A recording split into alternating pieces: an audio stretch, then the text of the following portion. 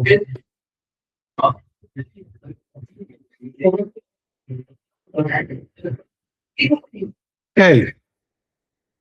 the floor is yours. Say 30 minutes. It's in two.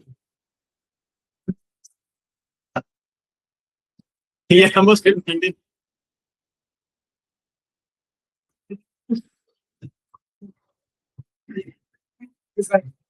Fine.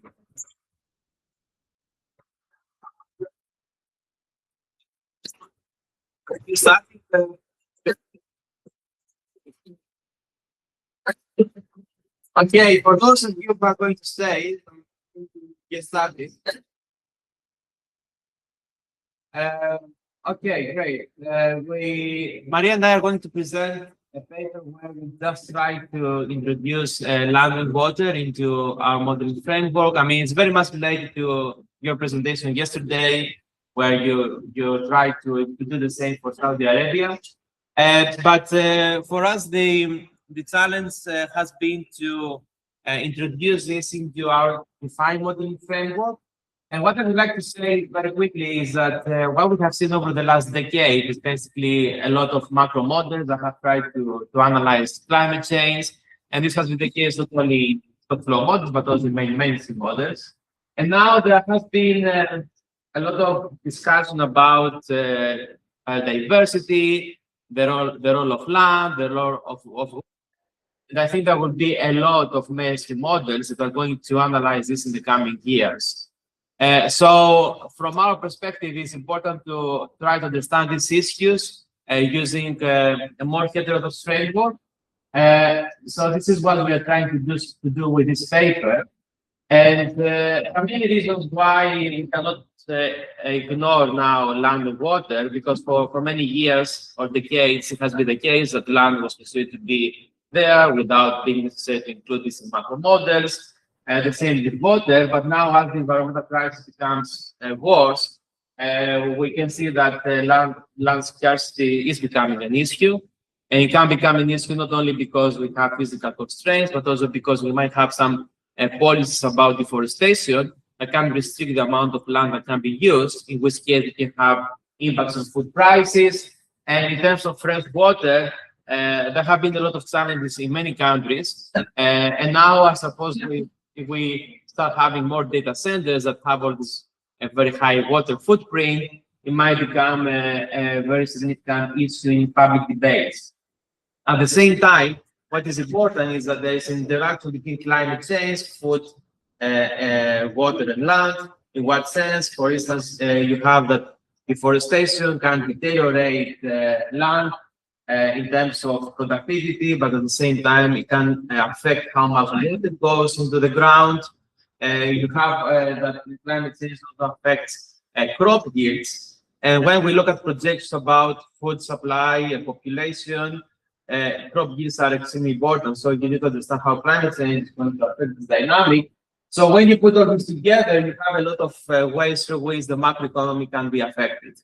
Now, this is how the environmental problems affect the economy, but we also have that the way that we produce and consume has an impact on the environment. And there's a lot of discussion about the fact that there's a lot of financing that directly or indirectly contributes to problems around land and water. So for us, the challenge is to introduce all these types of perspectives into a modeling framework.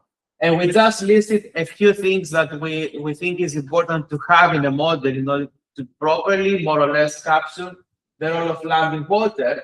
So first of all, it's necessary to have some forms of land covers, like pasture land or cropland or planted forests. You need, in principle, if you want to see the dynamics around water, to have water flows and water stocks. And I'll explain a bit how we try to do this in the model. If you want to analyze finance, we need to have the impact of great availability on the use of water and land. It's necessary to introduce some supply-side constraints that can come through prices or quantitative constraints.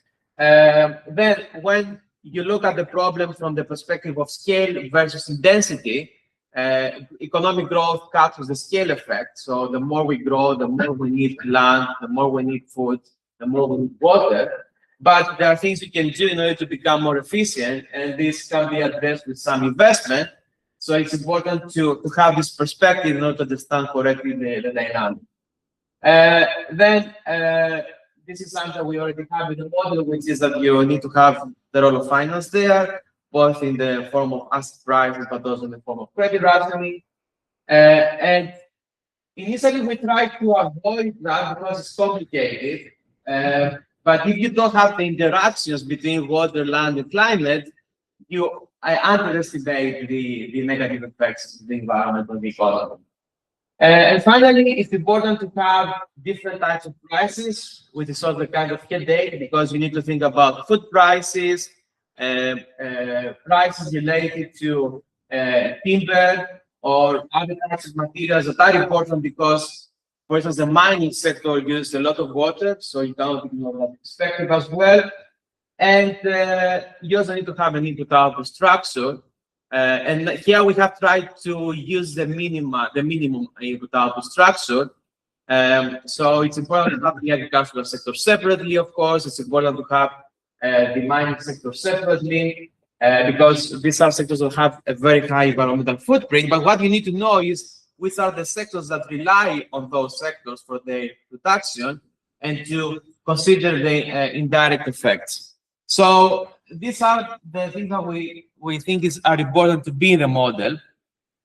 So what we do is, as you know, as some of you know, we have developed this defined global model. So it's about the global economy. So we're looking at this from a global perspective.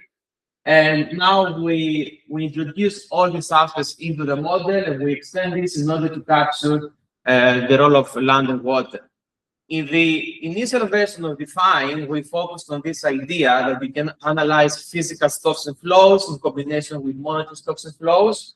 We focused on the role of energy and matter, drawing on Georgios Kourou again. But what is interesting from our perspective is that when you look at land and water, you can see very clearly this physical stock flow perspective being very relevant. So, for instance, when you think about water, in the literature about water, this distinction between stocks and flows is clear. Now, what we are doing is related mostly to these three different types of strands in the literature. So we have, of course, we are contributing to the literature about the climate and macrofinancial modeling. There's a very big literature in terms of integrating assessment models where they analyze food, water, timber at the same time. The main limitation of this literature, apart from using quite mixed frameworks in terms of how they analyze the economy, is that they look at this problem from their perspective as, those who work on the environmental side of things. Then they use some assumptions like the high substitutability between resources, which make it easier to say that there is no big problem from an environmental point of view. So apart from what we see in the economy, which is very problematic from a heterodox perspective, we also have that when we analyze the environment, this high substitutability between resources cannot underestimate the problem. And of course, because we are using an input-output structure where we have physical indicators, we also draw on the physical input-output literature. So what I'm going to do before I hand over to Maria is to talk about the key features of this version of the machine. Try to introduce all these aspects. Before I do that, very quickly, just to clarify that the way that we are developing now, defining is that we have this distinction between three different types of models. So what I'm going to present today is the global model. But over the last 3-4 years, we have tried to develop country-specific Define models, which draw on Define, but they fit the country context. So it's not that we take the global Define and then we just calibrate this for the UK. I mean, Adam has presented Define UK, and it's a very different story. So we use the national account data for the UK. For instance, in this model, we have the non-monetary financial sector, because in the UK, shadow banking is quite important. But we don't have this in the global define, where we just put all the financial sector together. So we try to take into account these different aspects, and now we're working with the Central Bank of Albania and the Central Bank of the Philippines, where we develop country-specific defined models. And now, in terms of how people can engage with the model, what we have done is to also have these small modules where you can focus on a specific topic. So we have a module that focuses only on material stocks and flows and keeps the economy very simple, actually exogenous. And now we have these water-defined and defined land modules where you can just play with the land aspect of that. And basically, when we develop the big model, we put all these modules together. And in the code that we have developed, we have inputs and outputs per module, and we are now putting all this together when we have the big model. We are in the process of finalizing that, but we thought that this is an easier way for people to engage with the model, because what many people say when they download the code is that it's too big. How can you make changes to a very big code? Yes, anyway, this is the idea behind that, and we are now in the process of updating the website to include all these models in the VR code. But now, getting back to what we're doing in this paper, we have, as I said, all these different modules. So we have this new module about water, land. We already have climate, matter, and we also have energy. We are improving now the energy one. We make an distinction between electricity and non-electricity energy. And then we have here some of the interactions. Let me just focus on a couple of those. So in the case of climate and land, we have that the way that, for instance, deforestation takes place has an impact on land emissions, and land emissions then affect carbon dioxide cumulative emissions that then affect temperature, and then you have some economic damages. Then climate has an impact on the yields related to cropland and pasture, and this affects how much land we need per unit of food. And then we have that, for instance, between land and water, we have that deforestation in general contributes to the reduction of water that we have in the ground. So we have all these connections between the different parts of the model. And in terms of how we extend the balance metrics, so I'm going to focus only on these metrics and just to highlight a specific aspect which is related to the different sectors. As I said before, here for this version, we don't try to include a detailed input output structure. We think it's very relevant when you do a kind of specific analysis, of course. But here we wanted to focus on the agricultural sector, the forest sector, which is about the use of food and timber, mining sector, the utility sector, and then we have the rest of the economy. Two things. One is that it's very important to take into account how, for instance, the output of the other corporate sector have an impact on the agricultural sector. So you can have demand for goods that are produced in the agricultural sector, let's say more timber, and then you have it's necessary to use more land because the other corporate sector has a high demand, which means that when we're going to evaluate this sector from the perspective, we don't just focus on the direct sector, we understand how this materializes through the agricultural sector. And the second thing that we are doing is that we want to analyze the financial fragility of each sector separately. And this means we have different balances for the sectors. Now, the calibration is a challenge.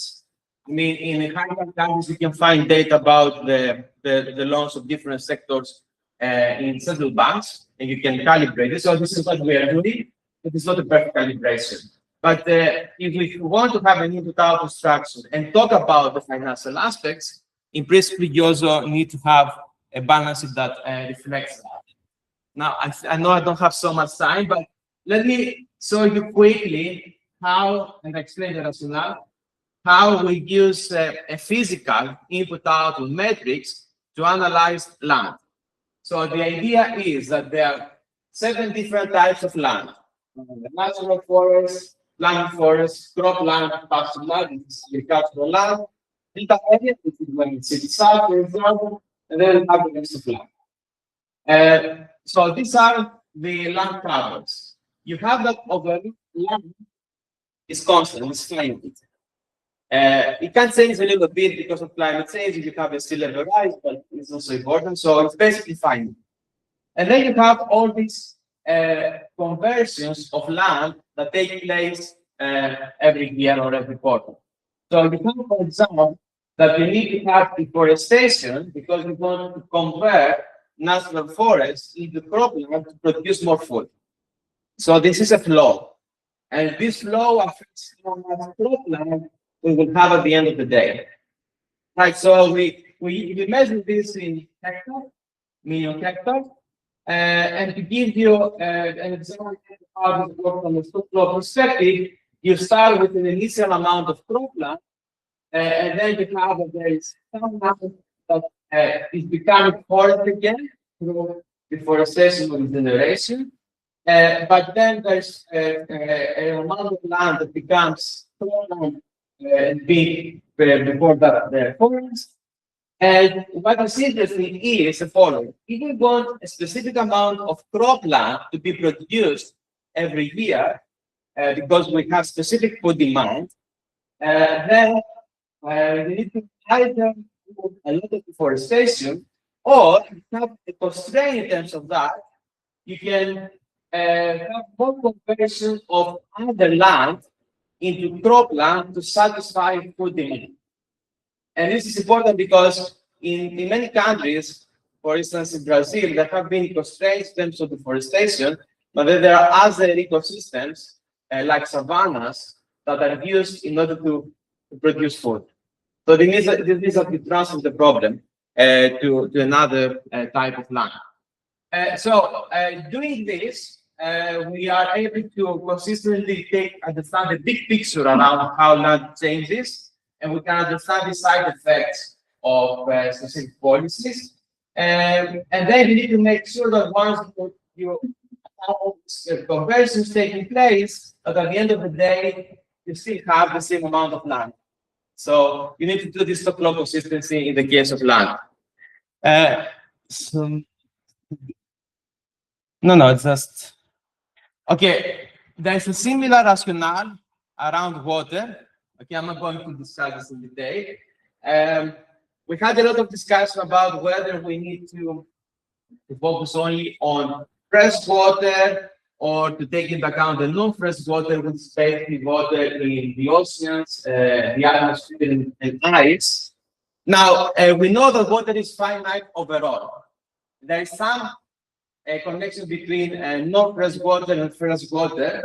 So at the end of the day, we decided to put all this together. So we have fresh water in groundwater, lakes, rivers, the different types of reservoirs, soil, wetlands, and we have exactly the same as before in the case of land. So we have there's an initial stock. Let me focus on groundwater just to explain this quickly. So if you have a stock of groundwater, there is a recharge that is water that comes from the soil.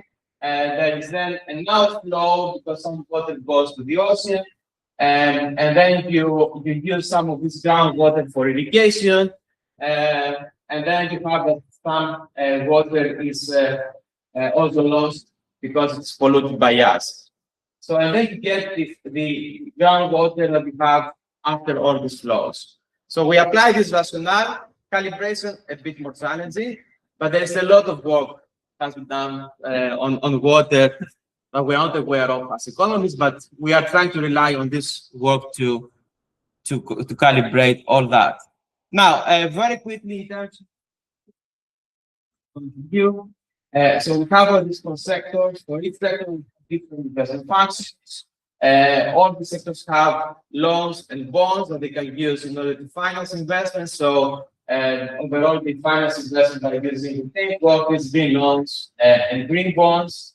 There is a distinction between green and conventional investment, and green investment in general can increase more if you have carbon taxes, this, or different interest rate for green loans compared to conventional loans. And then there is both quality and price rationing. It means that only a proportion of this investment takes place at the end of the day, because, for instance, banks might not be willing to provide all the loans. We have logistic funds for the credit rationing for the different sectors, and this is the perspective of banks. So when banks see that there's a higher debt service ratio for the sector, they tend to increase credit rationing, and when the capital position improves, they also tend to reduce credit rationing. In terms of how this ecological indicators, so we have water intensity, water pollution, logistics indicators, and then the logistic factors, they depend on green capital compared to conventional capital. So in the case of water intensity, if you develop new water infrastructure, and this infrastructure is water efficient and is green compared to the standard infrastructure, you have a tendency for the water intensity to go down. This is more or less the idea. Again, calibration is a key challenge. And before I go to Maria, just to say that what we have to do is to identify the more significant channels through which land, macroeconomy, and the financial system interact. And we do the same for water. So what happens in the case of land is that we have that because of high GDP and high population, we have a tendency for more land to be used, right? Because we need to generate more food. And then you can, to some extent, reduce this effect by improving land density, which is mostly related to yields, crop yields and farmland yields. So if we do some investment to improve yields, this can improve, and then we get the land dynamics, and then you have the feedback effects on the macroeconomy. So there might be a constraint in terms of using land, which can put pressures in terms on food prices because there is less available land. And then we might have inflation, or you might have the impact on how much food is produced, in which case you can have a direct impact on GDP. So this can reduce income and can reduce profitability and can reduce inflation. And then you have that this has an impact on the financial system because it can generate more defaults. If you have more defaults, banks are less willing to provide loans, and then we might have less GDP. So this is how these systems more or less are put together. We do something similar for water, so I'm not going to discuss this in detail. It's more or less the same rationale, but applies to water. And here we have the interaction between freshwater, land, and climate change. And this is where we have the big challenge in terms of doing the calibrations. But again, there's some literature that we can find where they have tried to analyze things. So, for instance, we know that as global warming becoming worse, then there is more evapotranspiration, which has implications for water.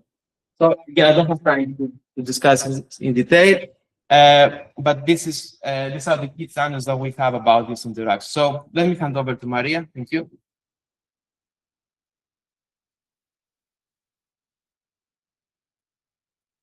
Thanks, Yannis. Yes, what I would like to do is to talk about the index that we have put forward. We call it the sector ecological efficiency index. And basically, we would like to look at the environmental performance of the non-financial companies. And basically, what we do is to look at the CO2 emissions that the company has at the aggregate level. So we have like an indicator like CO2 intensity, CO2 emissions per gross output.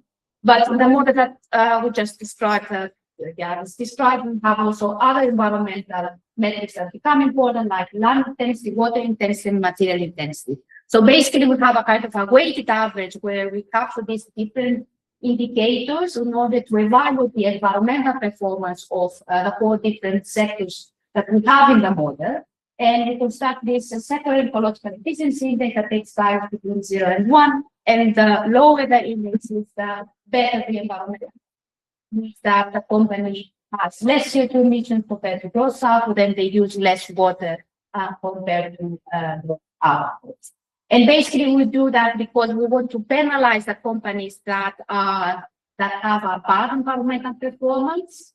And we use it in the model when we introduce finance or monetary policies. That's one point. And then the second one is that we look at the direct effects. So meaning how much emissions compared to gross output the company has, but also the indirect effects. So Yannis mentioned it when he talked about the balancing matrix. So if you have the other corporate sector, yes, they don't have a lot of CO2 emissions directly, but indirectly, they've got a lot of suppliers. So indirectly, you expect a lot of CO2 emissions. So we take both of them into account. So that's the index that we have. And as I said, it's useful when we introduce this green monetary and financial policy. We've got an example of monetary policy of the green refinancing operation. I just want to show you a little bit how we introduce this indicator in the model. The green refinancing operation is about the amount of money that banks can get from the central bank. We know that central banks charge an interest rate, and what was this interest rate can be adjusted in order to take into account the greenness or the dirtiness of the bank. But banks provide loans to dirty or green companies. So we start with reference interest rate, which is very typical and Taylor rule, and that's the reference interest rate, and then we adjust it, taking into account the index that I mentioned, and we want to understand how dirty or green the banks are. So we look at the loans that they have, the conventional loans or the green loans, and basically, if the bank provides, let's say, only one loan and it's a green loan, we can have a discount on the interest rate, or charge a lower interest rate when they borrow money, central bank.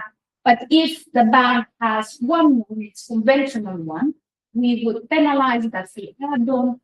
And basically, if this conventional loan has a very bad environmental performance, this would take the maximum value of the interest rate. So we want to penalize it more. So the aim actually is to induce not only Fed, but also indirectly through the banking sector for firms to reduce their emissions, to reduce their water intensity. So we do that by changing the interest rate, and this draws on the work that has been done for the green TLTRO for also future. So that's one thing, and then we also adjust the interest rates through the spread, and we argue that banks can also increase the interest rate in conventional loans where the loans that they provide are generally dirty, but they can reduce the interest rate further when they provide these green loans. So basically, it's just to show you how this index could be applied. We got some data from X2Date, and we tried to use them because we have these 4 different sectors that Yannis mentioned, agricultural, forestry, because we cannot leave mining sector, electricity sector, and the rest of the sectors. We start with emissions to output, and I'm sure that you can see the numbers. But what we find is that the electricity sector, as is expected, has a relatively high CO2 intensity, and the agriculture, because it doesn't have land emission, has a relatively low CO2 emission intensity. But if you look at the other environmental indicators, like land output and water output, you basically end up with sector ecological efficiency index that is relatively high, so higher than the one that the electricity sector has. So basically, by using these type of environmental indicators, you can penalize not only the electricity sector, but the agricultural forestry sector, because they use a lot of land and a lot of water. So that's one point. And the second one is that it's not only the direct effects that count, indirect effects count as well. So we end up with the total sector ecological efficiency index. And basically we find that, yes, still agricultural forestry has a lot of direct and indirect emissions and land use and so on, but also the other corporate sector is dirty as well, because you've got a lot of suppliers, they are dirty. And when banks charge or change their interest rate, they should take this into account in order to achieve this decarbonization. So these are some data that we use in order to calibrate this index that we have. I don't think that I have a lot of time, but probably I'll go through some 5 minutes. Not so bad. So yeah, let me talk a little bit about how we calibrate. So first we looked at first value, the 2023 as the first period that we have. And we looked at some aggregate data. So for example, for the growth rate of output, we looked at a World Bank, and it's 2.3 at the 2023. And then we have a population line with 90%, and it's 8 billion people. So that's the aggregate data we have. We also have some data for land, for farm, for pasture, for lands. And we got also some data for water use from aqueduct. So this is what we do for the first year for the aggregate data, but then we also look at the sectoral performance. So, for example, when we look at emissions, we have the total emissions, and then we look at what extra-based is for the emissions, and we proportionally have more emissions, let's say, for the electricity sector that I mentioned before, and less emissions to the other sector. The problem that we have is that the data from extra-base do not match with the aggregate data that we have. So if we have, let's say, 36 gigatons of CO2 for the global economy, if you add up the emissions that we have from extra-base, they do not add up 36 that I mentioned before. So we have a kind of a proportionality there in order to deal with this issue. Not so it's the best way, but this is what we do. So that's for the 2023 values. And then we've got a baseline scenario where the most goes at the look at the long-term trends, and we want to be in line with the so-called NGFS scenario. There was a presentation yesterday talking about the NGFS scenario. So basically, we looked at some of the projections that they have. For example, we rely on demand mapping, and we looked at the economic growth in 2050 becomes lower. So we try to take this into account, the population, we look at the projections, the management hubs, the medium fertility, and we try to have, some emissions that are in line with some of the projections. So for example, we use the carbon taxes that the NGFS has. So that's very quickly about the way that we calibrate the model. And now I would like to focus on 3 different policies that we use just to understand some of the potential effects. Our aim is not to compare the different policies, and we don't want to achieve a large reduction in emissions. First, we want to understand what are the potential transition effects that might arise because of the policy that we introduce. So we start with green water-related public investment. It's an increase, it's on top of the existing green investment that we have. And basically, the aim is to improve the capital stock that we have in the economy. And the government has not only private capital, but that the government has its own capital. And basically, the aim is to improve this water intensity that I mentioned before. Then we also introduced the green financial operations. This is when we charge a different interest rate based on the greenness and dirtiness of the banks. So how many green or dirty loans they provide. And basically the channels are through the spreads because banks can charge a low interest rate when they provide a lot of green loans, and they can charge a high interest rate when they have too many dirty loans. And basically they can introduce more green investment. So again, we have an improvement in water intensity and the other things, but now it was without private capital. So that's how these 2 policies mainly work. And we've got another one. It's basically for the land module. And as you can see there are not so significant macroeconomic effects. We have a stricter deferralization again in 2027. Basically, we want to show that, yes, it could be very effective because you have less use of natural forests. So you just say that you do not use natural forests anymore, so you just reduce deforestation. But basically, as Yannis said, if you have this demand for food, this demand for wood, you still want to use land, and basically we find, as I'm showing a bit, that you end up using other types of land like the savannas, the grassland savannas that we have in the model. So these are the three policies that we investigate, and we've got some figures that you might not be able to see, but hopefully we have the caption underneath. First of all, just say that we started 2023, and we saw the evolution of the three variables at the end of the century. We put a black line that you cannot see. It's our baseline scenario. It's underneath the stricter deforestation regulations. So this is how the variables evolve under the baseline scenario. Then we introduce the different shocks.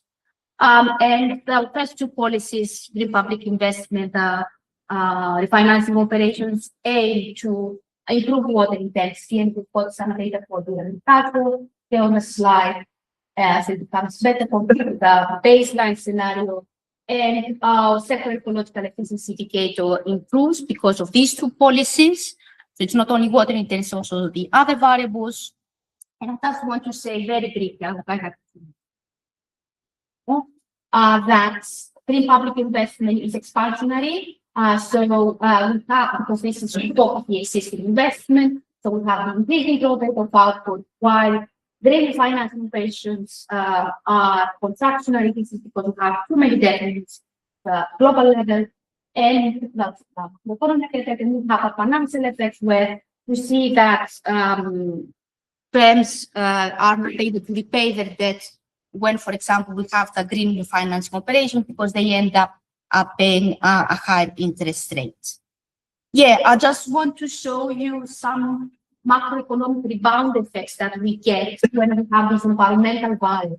What the water depletion rate of the water compared to the total water stock. And basically we find that all these policies, especially the first two, are very useful in order to reduce water depletion, but especially with green public investment, you have this increase in economic activity. So you end up with water depletion ratio higher than the baseline scenario. So when you have these expansionary policies and this improvement in green investment is not sufficient, you end up with something like that. So Yannis didn't mention, but we have the water use and the water intensity channel. So in the model, we get that the effects of the water use, the expansion effects, are more important than the water intensity channel. And these are the results for the natural forests and grassland and savannas.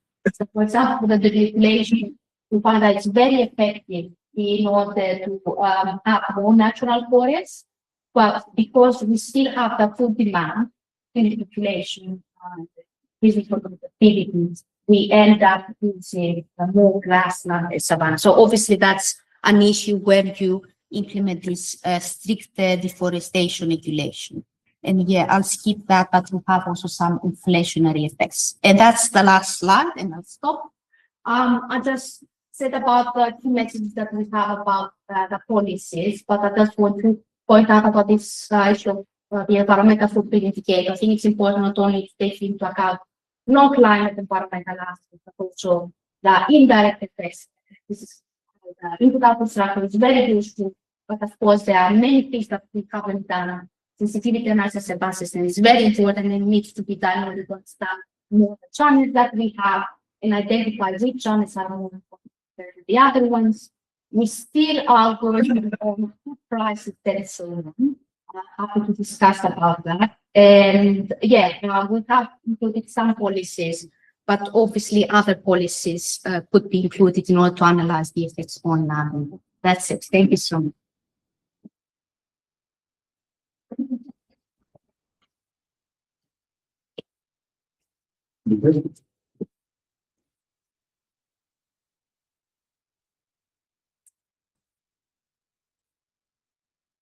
So I'll try to be very brief. So thank you very much for this excellent framework and the paper. I found it very interesting to read. I didn't have much time to read the paper, but I think what you have is, maybe you will disagree, but you have a minimum complexity IM, I think. It has reached the status of an IM and it's very compressed. So I think you can do a lot of things with this. And first question, are you engaged with the IM community? Are you interested in docking to the IPC processes and such? And maybe you're interested in joining the post-growth modeling community. We aim quite high, ambitious challenge to do a modeling with post-growth scenarios. And I think your model might be suitable. That would be great. Second, are you aware that some people say that reforestation is seen as a cooling strategy for the planet? So you could have a link. I can send you I've watched a film where you can have a link between the temperature module and the forest cover because of the water evapotranspiration and increased rainfall. Increased forest cover could have a cooling effect that would be very interesting to explore, which would mean that evapotranspiration could be co-determined by land cover, but I'm not sure what the Earth consensus is, right? And then I have a comment on this sectoral ecological efficiency indicator. I think it's a very interesting idea, and I mean, it makes sense in terms of financing operations, but don't you linearize things that are highly nonlinear? And would it make sense? I mean, I see that the narrative for the current paper stands, and I like it, but wouldn't your model lend itself to do more tipping points analysis, right? You could do a tipping point. For example, you have an ice melt function. You could do what happens if the Himalayan glacier melts off, which has huge water scarcity stress on hundreds of millions of people. And same, the Amazon forest could become a savanna. And so you could use your model in the next step to estimate the economic effects of tipping points, which would have much larger effects and might be the more powerful storyline to tell. Yeah, because the social ecological efficiency, I think it remains in a little bit of a linearized thinking that underestimates that natures are life support systems. Otherwise, I have some specific questions. I didn't fully get why the expansionary effect in the water public investment is overtaking. Is it a rebound effect or is it so much growth? And then two small questions. Why are in all scenarios is the crop yields falling? I guess that's an exogenous trend, but could you think of something that counteracts that? And and the social sectoral ecological efficiency index is falling in all scenarios because of some decarbonization assumptions, or I didn't fully understand that. Maybe because I didn't read the paper enough. But thank you again, and congratulations, and I think highly relevant work for the whole community. Thank you.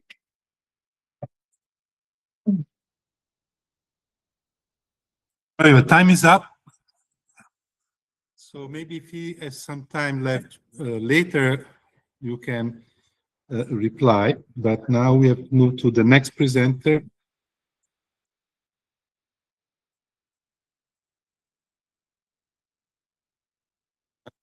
Ade?